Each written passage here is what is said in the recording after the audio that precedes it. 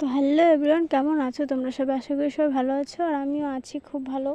পুজোতে দারুণ একটা ফেসে গ্লো আনার টিপস নিয়ে এসেছি তোমাদের জন্য।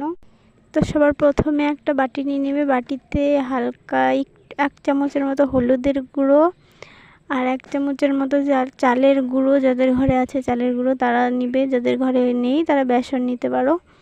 তো আমার কাছে চালের গুঁড়ো ছিল, তার জন্য আমি চালের গুঁড়ো নিয়ে নিয়েছি 1 চামচ। খাওয়ার সোডা নিয়েছি একটু বেশি, খাওয়ার সোডা দেওয়া যাবে না। তারপরে নিয়েছি একটু 2-3 ফোঁটা মতো লেবুর রস নিয়ে ভালো করে মিক্স করে সেটাকে একটা পেস্টের মতো বানিয়ে তারপরে তোমাদের ফেসটা ভালো করে ওয়াশ করে মানে ধুয়ে নেবে ঠান্ডা জল দিয়ে। ধোয়ার পর সেটা তোমরা ভালো করে ফেসে অ্যাপ্লাই করে নেবে।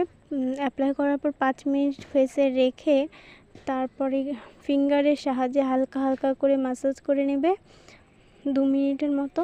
তারপরে তোমরা সেটা ফেস ওয়াশ করে নেবে ভালো করে, পরিষ্কার জল দিয়ে ফেস ওয়াশ করে নেবে। তারপর দেখবে তোমাদের মুখে যে দানা দানা যে হয়, কারো কারো প্রবলেম আছে দানা দানা হয়, সেটা একদম রিমুভ হয়ে যাবে আর ফেসে একটা দারুণ গ্লো। তো অবশ্যই একবার হলেও অ্যাপ্লাই করে দেখো কেমন লাগে। তো ভিডিওটা ভালো লাগলে অবশ্যই আমার চ্যানেলে সাপোর্ট করে দিও।